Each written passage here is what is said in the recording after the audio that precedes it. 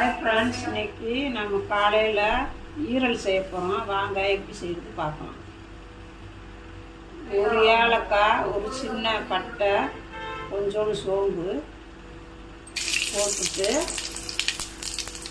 சின்ன வெங்காயம் சும்மா மிக்சியில் 1-2 அரைச்சிக்கோங்க.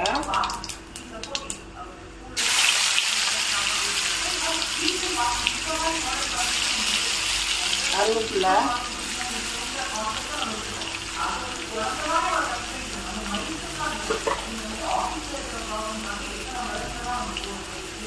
கொஞ்சம் கல்லுப்பு நல்லா வதக்குங்க.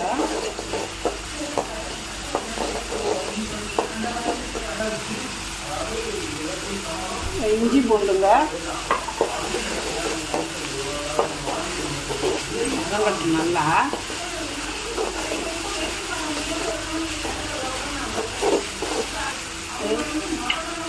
ஒரே ஒரு சின்ன தக்காளி,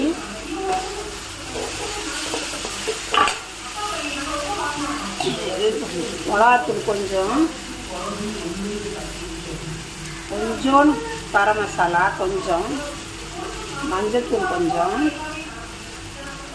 இது வெறும் தனியாத்தூள்,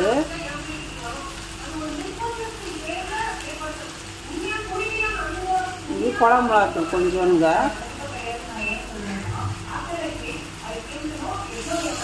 இது நல்லா வதங்குங்க.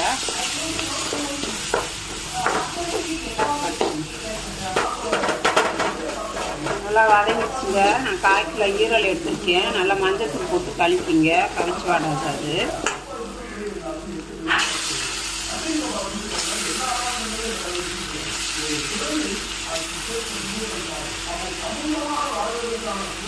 நல்லா கரட்டி விட்டுக்கலாம். ஈரல் நல்லா வதங்கிடுச்சுங்க. இப்போ நமக்கு தேவையான கொஞ்சமாக ஊற்றிக்கலாம். சும்மா கிரேவி மாதிரி தான். வதக்கிட்டு ஈரலை கொஞ்சமாக தண்ணி ஊற்றி ஒரு 10 நிமிஷம் வேக வச்சுட்டு அதுக்குள்ளே ரெடி ஆகிடுங்க. அவ்வளோதாங்க. ஈரல் நல்லா வெந்துருச்சுங்க. லாஸ்ட்டில் கொஞ்சோண்டு வெங்காயத்தலை ரொம்ப நல்லா டேஸ்டியாக இருக்கும். வெங்காயத்தலை போட்டு ஸ்டவ் அமைக்கிற வேண்டியதுங்க. அதெல்லாம் தோசை, இட்லிக்கு, சாதத்துக்கு வச்சாப்பா ரொம்ப நல்லா இருக்குங்க.